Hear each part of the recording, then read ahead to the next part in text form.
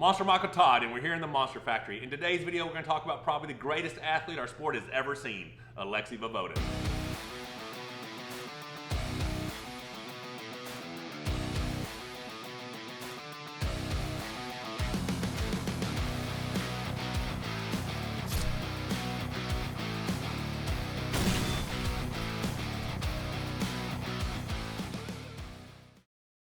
For a while now, people have been asking me to talk about my match with Alexey Voevoda. And after my recent loss to Devin, I thought, no better time than now to talk about another match where I had very little options. Before we get to the match, I'm going to talk about how I first met Alexey Voevoda. So leading up to the 2003 World Championships in Ottawa, I kept hearing about this crazy freak Russian who was destroying everyone. People were saying, would beat John Brzezinski, amazing. So I get to Canada and I see this dude. He's got this whole entourage of people around him and he looks like a freak. Now, I'm pulling the 242 class because I missed my 198 weight by about 6 pounds and there happened to be an opening in the 242. So I'm a little soft looking, and this dude, same height as me, but just chiseled. So he gets in the super heavyweight class. Travis Bagent showed up, last minute alternate to come in. They're looking for this huge match. It actually turns out that Travis beats him. Shocks the world, it's amazing. But that match is the one that probably made Alexey Voevoda the baddest dude on the planet. And that loss drove Alexey to train even harder. For you guys that are new to arm wrestling, this is a time of pulling John. So there's a film crew following John, Travis, and Alexey. So you get to see a lot of this training footage on the Pulling John movie, but Alexey goes back and becomes something special. So the next time you see him on the table is a 2004 Zloty Tour Cup. And we have our best American team. You have Ron Bass, John Brzezinski, Matt Gardner, Travis Bagent. And Alexey goes through everybody. So that was his redemption match, and he claims the overall #1 in the world. So I started out this video saying that Alexey may be the greatest athlete our sport's ever seen, and here's why. After arm wrestling, he moves on to bobsled. Two completely different disciplines. One's upper body, one's heavily lower body. He's the push man, right? He goes on to become a world champion, 2-man, 4-man, Olympic gold medalist. Crazy career. But in 2007, he's wanted to make a comeback. PAL contacts me and said, hey, would you like to pull Alexey Voevoda? I'm like, absolutely. I'm about 270. Now I'm a little puffy, but I'm pretty strong. Now at this time, I'm primarily an inside puller. Yeah, I've got some top row wins out there, but my go-to move is a hook. Like, hey dude, he's only 110 kg. I'm like, dude, put me on the card, I'm there. So I show up in Bulgaria. That was some bullshit. I get there and that dude's 275 pounds and jacked. So when he won the Zloty Tour, he was 264.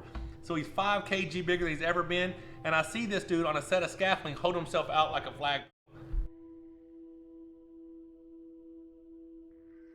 I'm like, oh shit, I'm in trouble.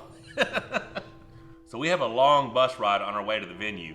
And I'm asking him, like, what made you get into bobsledding? What other sports? He goes, well, I wanted to play American football. And I'm thinking, wow, really? So this dude, like, remember, this dude's 6'3", 6'3 and a half, 275, freak.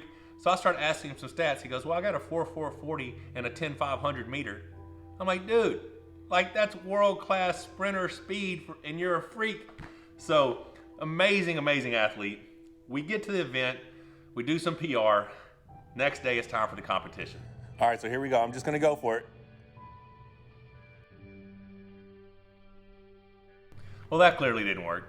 At this point in my career, I almost always went forward to secure the hook. As I went forward, his back pressure and cup were way too much and pulled me right out. All right, so let's try this again. Boom. Okay, that didn't work either. So I actually had a little bit of hope right there because there's a little stop at the base. When you go back and watch it, it looks like he probably let me get the hit and then just kind of pulled through me. But in the moment, I had a little bit of optimism. All right, so he definitely didn't miss the hit on that one. Clearly, that was some misguided optimism. At this point, what the heck? Let's see if I can get to the strap. All right, so now I'm in the strap. Boom. Okie dokie. Feeling decent. Oh, I'm almost, uh-oh, here comes that back pressure. Yeah, he just drugged me out, and I'm like, ah, shit.